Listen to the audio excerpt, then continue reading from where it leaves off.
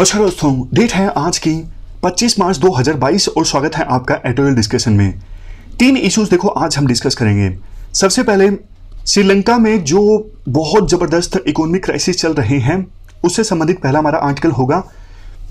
इसके लिए हम देखो 2-3 आर्टिकल्स कंबाइन करेंगे। एक तो हिंदू का ये छोटा सा आर्टिकल है, इसके अलावा ORF का आर्टिकल और कुछ दूसरी इंटरनेट की रिसर्च। तो कॉम्प्रिहेंसिवली इस इशू को हम डिस्कस करेंगे।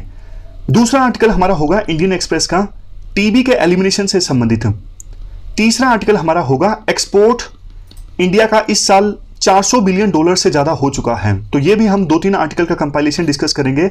एक हिंदुस्तान टाइम्स, इकोनॉमिक्स टाइम्स और छोटा सा ट्रिब्यून है, मतलब ना के बराबर था वो, तो इसको भी हम डिस्कस करेंगे। इसके बाद कोट है हमारा रूसो का। रूसो ने कहा था man is born free yet everywhere he is in chains. मतलब इंसान का जन्म तो देखो फ्री के तौर पे होता है, लेकिन बाद में वो बहुत सारी चेन्स में बंधा हुआ है। कैसे? आप एग्जांपल्स देखिए। देखो हमें ना समाज में बहुत सारे कस्टम्स, बहुत सारे रीति रिवाजों को फॉलो करना पड़ता है। समाज हम पे बहुत सारी रिस्ट्रिक्शंस लगाता है। आपने भी महसूस किया होगा कि जल्दी शादी कर लो, इतना लेट मत करो, मतलब बहुत सारी चीजें हमें समाज करवाता है हमारे ना चाहते हुए भी। ये क्या है? ये चेन्स ही तो हैं, और क्या है? तो इसका आप इस्तेमाल कर सकते हो कभी ना कभी, लिबर्टी पर कुछ लिखना हो आपको। क्वेश्चन है आज का, इंडिया का जो एक्सपोर्ट है ना 2021-22 में $400 बिलियन क्रॉस कर चुका है। कैसे इंडिया का एक्सपोर्ट इतना पहुंचा, इसके रीजंस बताइए और फर्दर क्या स्टेप्स लिए जा सकते हैं इंडिया की एक्सपोर्ट प्रोफाइल को बूस्ट करने के लिए। तो ये क्वेश्चन आपको अटेम्प्ट करना है 250 वर्ड्स में। अब चलिए डिस्कशन स्टार्ट करते हैं।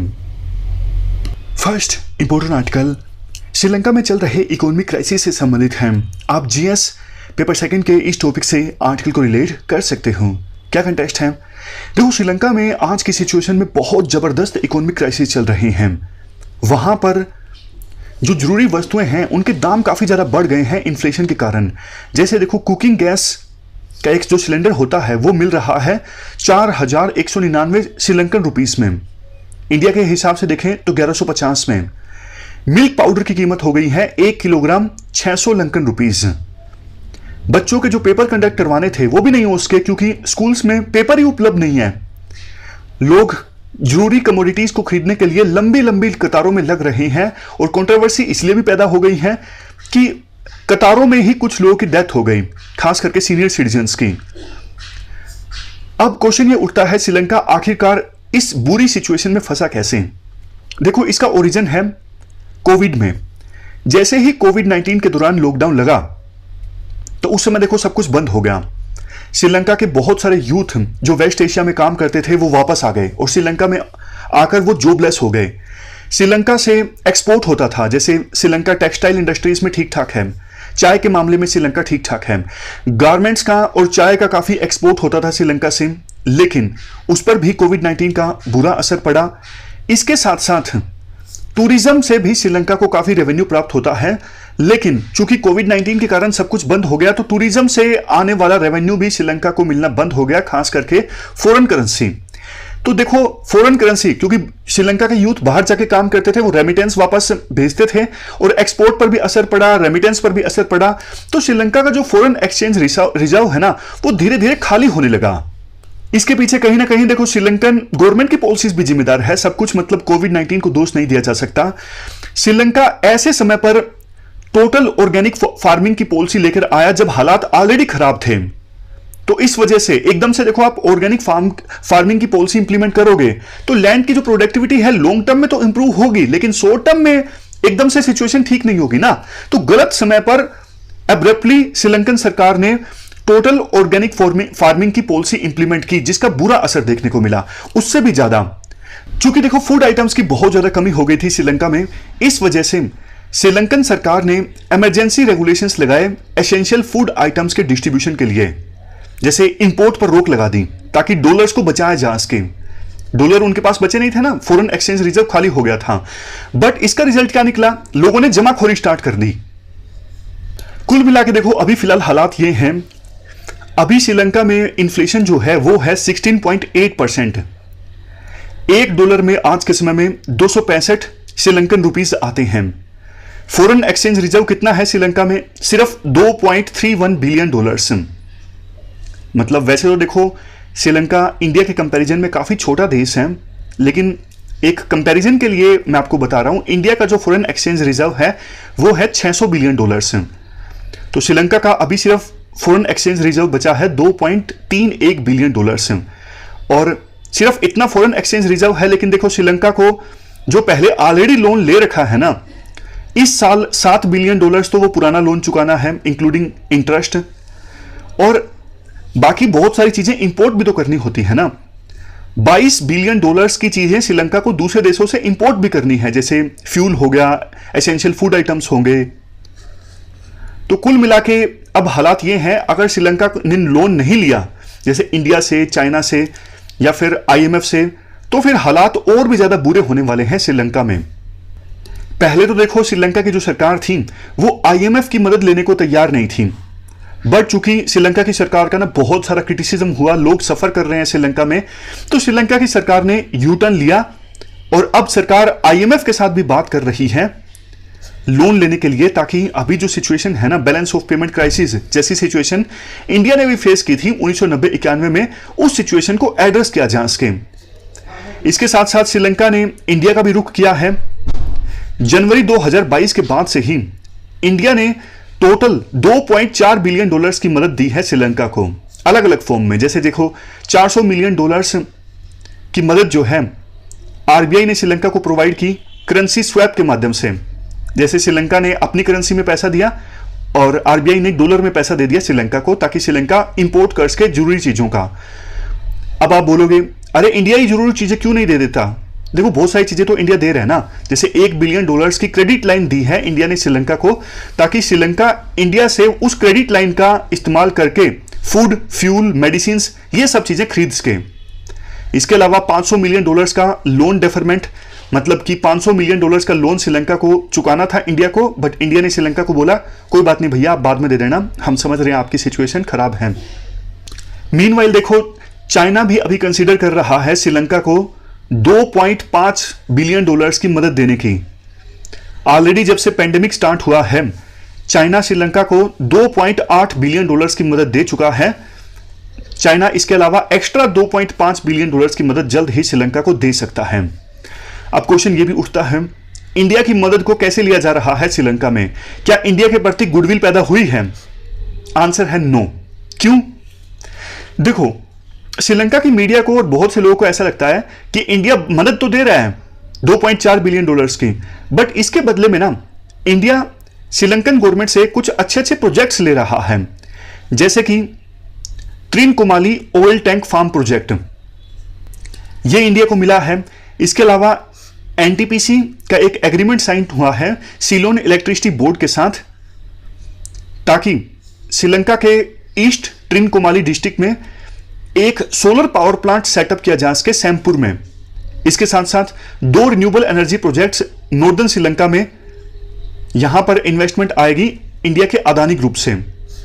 तो श्रीलंका के बहुत सारे सेक्शंस को यह शिकायत है कि अदानी ग्रुप को श्रीलंका में एंट्री लेनी चाहिए थी बिडिंग की सहायता से, मतलब बिडिंग लगाई जाती तब अदानी ग्रुप को यह प्रोजेक्ट मिलता तो ठीक है, बट इंडिया जो मदद दे रहा है उसके बाद साथ के साथ इंडिया को प्रोजेक्ट मिल रहे हैं, तो कहीं ना कहीं ये इंडिया का शायद डिप्लोमेटिक ब्लैकमेल है, ऐसा श्रीलंका के कुछ एक्सपर्ट्स को लगता है। लास्ट में आर्टिकल में देखो ये बोला जाता है, श्रीलंका की सरकार को फिलहाल ये लगता है सिनाला तमिल ईयर जो कि अप्रैल के मिड में आता है, इसके बाद श्रीलंका में जो एसेंशियल फूड आइटम्स है ना उनकी कीमतें घटना स्टार्ट होंगी। उसके बाद श्रीलंका की जो इकोनॉमिक रिकवरी का रास्ता है वो स्टार्ट हो सकता है, तैयार हो सकता है। लेकिन श्रीलंका की सरकार को भी, क्योंकि IMF जब लोन देता है ना, आपको भी पता है IMF काफी सारी कंडीशंस रखता है, इंडिया पर भी कंडीशंस रखी थी IMF ने, जैसे आप सब्सिडी वगैरह देना बंद करो, तो श्रीलंका की सरकार को भी कुछ डिफिकल्ट स्टेप्स उठाने पड़ेंगे इकोनॉमिक रिकवरी हासिल करने के लिए। लेकिन देखो इंडिया को भी श्रीलंका को पूरा सपोर्ट करना चाहिए, क्योंकि श्रीलंका में इंस्टेबिलिटी आती है, सिचुएशन खराब होती है, तो उसका असर सीधा सीधा इंडिया पर देखने को मिलेगा। ऑलरेडी 16% श्रीलंका से पहुंच चुके हैं इंडिया में इलीगल तरीके से, जिसमें 7 बच्चे और 6 महिलाएं भी हैं। तो जैसे जैसे श्रीलंका में हालात खराब होंगे ना, श्रीलंका से और ज्यादा इलीगल रिफ्यूजीज जो हैं वो इंडिया में पहुंच सकते हैं। 1983 जब से सिविल वार स्टार्ट हुआ था श्रीलंका में, श्रीलंका से भागकर 3 लाख रिफ्यूजीज इंडिया में आ गए थे। तो इसलिए इंडिया को भी हालात पर नजर रखनी चाहिए और श्रीलंका की पूरी मदद करनी चाहिए इस सिचुएशन से निपटने के लिए। तो ये पूरा आर्टिकल हमने डिस्कस किया। अब चलते हैं आगे। इसके बाद नेक्स्ट आर्टिकल इंडिया के एक्सपोर्ट से संबंधित है। आप जीएस पेपर 3 से इस आर्टिकल को रिलेट कर सकते हो। क्या कंटेस्ट है? देखो, अगले हफ्ते जो ये फाइनेंशियल ईयर खत्म होगा ना, 2021-22 वाला, इसमें इंडिया का एक्सपोर्ट रहा $400 बिलियन से भी ज्यादा। मतलब 4-5 दिन अभी पड़े हैं, लेकिन फाइनल जब डेटा आएगा तो मतलब $400 बिलियन से ज्यादा इंडिया का एक्सपोर्ट रहा इस साल। बहुत ही अच्छी चीज है। आप कंपेयर कीजिए हाल फिलहाल के कई सारे सालों से। 2018-19 में इंडिया का एक्सपोर्ट था $330 बिलियन, लेकिन उसके बाद देखो 2020-21 में तो कोविड-19 आ गया था, तो इंडिया का जो एक्सपोर्ट है वो कम होकर रह गया $292 बिलियन। तो इंडिया का जो एक्सपोर्ट बढ़ा है ना इस साल, काफी सारे सेक्टर्स ने अच्छा परफॉर्म किया है, जैसे petroleum products, engineering, James and jewelleries, chemicals, pharmaceuticals and fabrics. तो ये जो एक्सपोर्ट बढ़ा है, मतलब हमारा जो मेक इन इंडिया प्रोग्राम है, ऐसा लगता है वो भी राइट ट्रैक पर है। और एमएसएमईज यानी micro small and medium enterprises जो अच्छा परफॉर्म नहीं कर रही थी कोविड-19 के दौरान क्योंकि लॉकडाउन लग गया था, वो भी अब रिकवरी के रास्ते पर हैं ऐसा लगता है। 2022-23 के लिए सरकार ने टारगेट रखा है 450 से लेके $500 बिलियन के बीच का। मतलब एक्सपोर्ट जो है इसे फर्दर इंक्रीज किया जाएगा। ये रह सकता है 2022-23 में 450 से लेके $500 बिलियन के बीच। ऐसा देखो मुमकिन भी है क्योंकि कई सारे फ्री ट्रेड एग्रीमेंट अब सरकार साइन कर रही है, जैसे ऑस्ट्रेलिया से, सऊदी अरेबिया से, यूके से। और इसके साथ साथ सरकार ने हाल ही में जो 13 की सेक्टर्स के लिए production linked incentive scheme launch की, उनका भी असर दिखना स्टार्ट हो जाएगा। इससे भी जो एक्सपोर्ट है वो बूस्ट होगा। बट देखो, चिंता की बात पता क्या है? चिंता की बात ये है, एक्सपोर्ट तो इंडिया का बूस्ट हुआ है, बट 2021-22 में यानी इसी फाइनेंशियल ईयर इंडिया का जो इंपोर्ट है वो भी बढ़ गया है। कितना? $589 बिलियन यानी $589 बिलियन। तो ट्रेड डेफिसिट कितना रहने की संभावना है? $189 बिलियन। देखो, बहुत ज्यादा ये ट्रेड डेफिसिट है। इंडिया का इंपोर्ट इसलिए भी बढ़ा है क्योंकि पिछले महीने यूक्रेन और रशिया के बीच में वार स्टार्ट हो गया। इस वजह से ऑयल के दाम बढ़ गए एकदम से, शिपिंग के चार्जेस बढ़ गए, इन्फ्लेशन बढ़ गई। इस वजह से भी इंडिया का जो इंपोर्ट बिल है वो एकदम से बढ़ गया। तो इस साल इंडिया का ट्रेड डेफिसिट कितना है? $190 बिलियन के आसपास। पिछले साल कितना था? $102 बिलियन के आसपास। और 2022-23 में भी इंडिया का जो ट्रेड डेफिसिट है वो $200 बिलियन के आसपास रह सकता है। इंडिया का देखो सबसे ज्यादा जो ट्रेड डेफिसिट है ना वो चाइना के साथ में है। चैलेंजेस देखो वैसे और भी हैं। यूक्रेन के साथ रशिया का वार कब खत्म होगा कुछ कहा नहीं जा सकता। कोविड-19 के केसेस बहुत ज्यादा सामने आ रहे हैं कई सारे एशियन और यूरोपियन कंट्रीज में, तो कहीं चौथी लहर ना आ जाए इसका भी डर है। बड़ी मुश्किल से तो हमारे देश की जो इकोनॉमी है वो रिकवरी के रास्ते पर चलने लगी है, लेकिन कोविड-19 के केस देश में अगर बढ़ने लगे तो दिक्कत हो जाएगी। एक्सपोर्ट जो है वो फिर से प्रभावित होगा। इसलिए देखो इंडिया को कुछ बातों पर ध्यान देने की जरूरत है। एक तो जो इंडिया का एक्सपोर्ट बास्केट है ना उसे एक्सपेंड किया जाए। अभी तक ना सिर्फ इंडिया ने अपने एक्सपोर्ट बास्केट पर ज्यादा ध्यान नहीं दिया, जैसे फार्म प्रोडक्ट्स को डाइवर्सिफाई करके इंडिया एक्सपोर्ट कर सकता है, और इंडिया ना ज्यादा रॉ मटेरियल का एक्सपोर्ट करता है, ये भी एक चिंता की बात है। वैल्यू प्रोसेस्ड जो प्रोडक्ट्स है ना उनका एक्सपोर्ट इंडिया को करना चाहिए। जैसे देखो सीधा दूध एक्सपोर्ट करना ये रॉ मटेरियल है, लेकिन डेयरी प्रोडक्ट्स को एक्सपोर्ट करना ये फूड प्रोसेस्ड प्रोडक्ट है, मतलब इसमें थोड़ा सा वैल्यू एडिशन हुआ है। ऐसे ऐसे इंडिया को अपना जो एक्सपोर्ट बास्केट है ना उसे डाइवर्सिफाई करना चाहिए, एक्सपेंड करना चाहिए। नेक्स्ट सजेशन राइटर ये देते हैं, जो टॉप डेस्टिनेशन है ना वहां पे तो देखो जैसे यूरोप है, नॉर्थ अमेरिका है, यहां पर तो सभी देश एक्सपोर्ट करना चाहते हैं, लेकिन इसके अलावा भी बहुत बड़ी मार्केट है जिसको इंडिया ने अभी पूरी तरह से टैप नहीं किया है। तो थोड़ा सा प्रोडक्ट में डाइवर्सिफिकेशन लाकर लोकल मार्केट के हिसाब से इंडिया वैल्यू एडिशन कर सकता है। और कई सारे ऐसी मार्केट जैसे अफ्रीका की मार्केट है, इसको इंडिया ने अभी पूरी तरह से टैप नहीं किया। साउथ अमेरिका की मार्केट है, तो इन मार्केट्स को भी इंडिया टैप कर सकता है अपने एक्सपोर्ट को बूस्ट करने के लिए। और अभी इंडिया को एक चीज जान लेनी चाहिए, वैसे तो सरकार जान ही चुकी है। आमतौर पर सरकार ने पहले जो देखो बायलैटरल इन्वेस्टमेंट ट्रीटीज कई सारे देशों के साथ रद्द कर दी थी, लेकिन free trade agreement, bilateral investment treaties ये जरूरी है अगर इंडिया अपना जो एक्सपोर्ट है वो इंक्रीज करना चाहता है। देखो इंडिया का जो मॉडल है ना वो दूसरे साउथ ईस्ट एशियन कंट्रीज हैं उनसे अलग है, जैसे सिंगापुर है, चाइना है। इन देशों ने ना पहले शुरुआत में एक्सपोर्ट पर ज्यादा बूस्ट किया, अब वो डोमेस्टिक ऑडियंस पर फोकस कर रहे हैं, क्योंकि उनको पता है पूरी तरह से अगर एक्सपोर्ट पर हम डिपेंडेंट रहें तो कभी भी हमारे इकोनॉमी में क्राइसिस आ सकते हैं। लेकिन इंडिया ने थोड़ा उल्टा परफॉर्म किया। इंडिया ना अभी तक अपनी डोमेस्टिक ऑडियंस पर ज्यादा फोकस कर रहा था, अब जाके इंडिया ने एक्सपोर्ट पर फोकस करना स्टार्ट किया है। तो इंडिया को ना थोड़ा बैलेंस करना चाहिए, डोमेस्टिक जो कंजम्पशन है उसको भी इंक्रीज करने पर और एक्सपोर्ट को भी इंक्रीज करने पर, तब जाके इंडिया की जो इकोनॉमी है वो सस्टेनेबली हाई ग्रोथ रजिस्टर कर सकेगी। तो ये पूरा आर्टिकल हमने डिस्कस किया इंडिया के एक्सपोर्ट से संबंधित। चलते हैं आगे। इसके बाद नेक्स्ट आर्टिकल टीबी के एलिमिनेशन से संबंधित है। आप जीएस पेपर सेकंड से इस आर्टिकल को रिलेट कर सकते हो। क्या कंटेस्ट है? देखो कल 24 मार्च था और 24 मार्च का जो दिन है वो वर्ल्ड ट्यूबरक्लोसिस डे के रूप में ऑब्जर्व किया जाता है। तो आज इस आर्टिकल में हमें यह डिस्कस करेंगे कि जिस प्रकार से कोविड-19 की महामारी को हमने टैकल किया है उससे हम क्या लेसन सीख सकते हैं ट्यूबरक्लोसिस को एलिमिनेट करने में।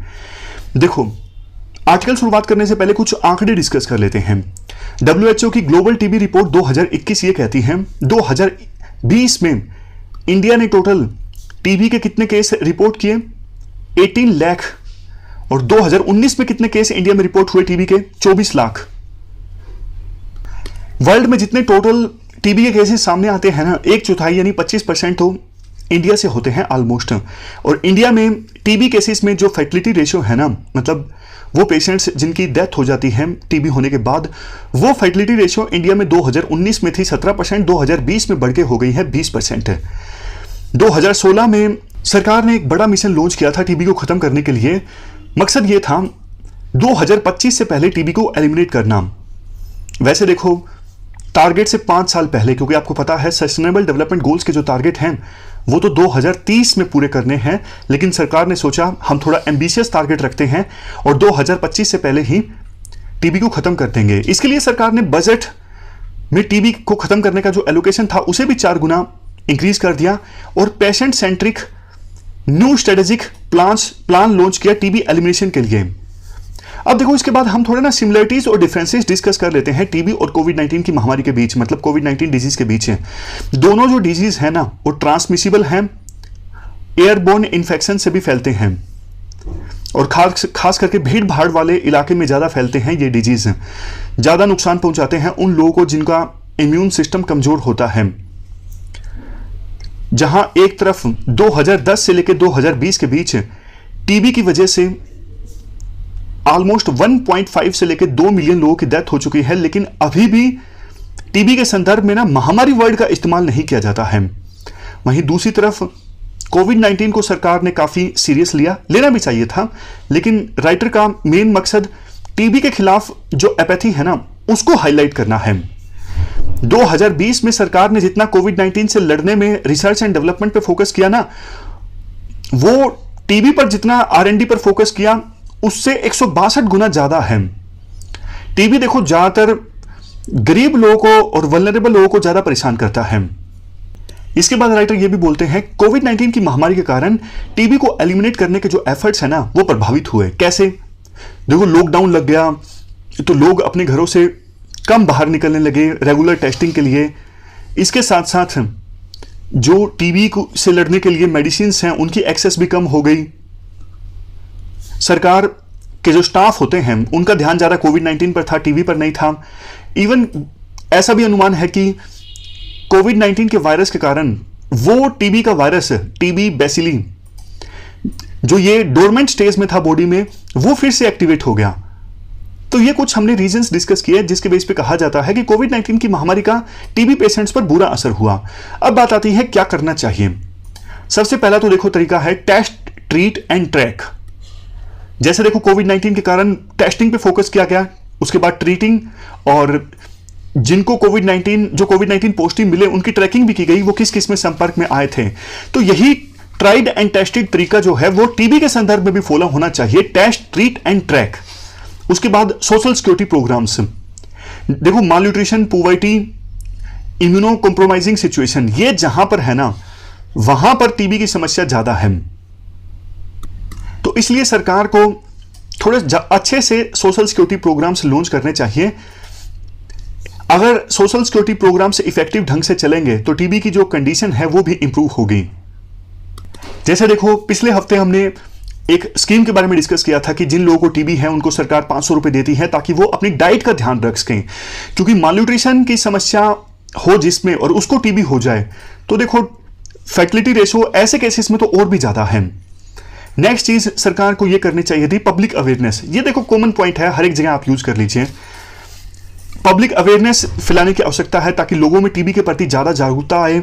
अभी कहीं कहीं ना स्टिग्मा भी अटैच होता है कि लोग बताते नहीं है कि हमें टीबी है, क्योंकि फिर बाकी लोग उनसे दूर कटने लगते हैं।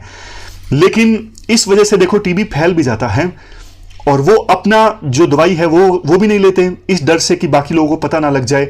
तो सबको नुकसान होता है, सोसाइटी को भी नुकसान होता है और उस पर्सन को भी नुकसान होता है जो बता नहीं रहा है कि मुझे टीबी है। इसके लिए देखो बिल्कुल ग्राउंड लेवल पर टीबी के साथ जो जुड़ा स्टिग्मा है उसे खत्म करने की आवश्यकता है। ASHA workers, anganwadi workers, self help group से इनका सहारा लिया जा सकता है। लोकल लेवल पर टीबी के खिलाफ लड़ाई लड़ने के लिए जो इलेक्टेड रिप्रेजेंटेटिव्स होते हैं उनकी बहुत फॉलोइंग होती है, वो अच्छे खासे वोटों से जीते होते हैं।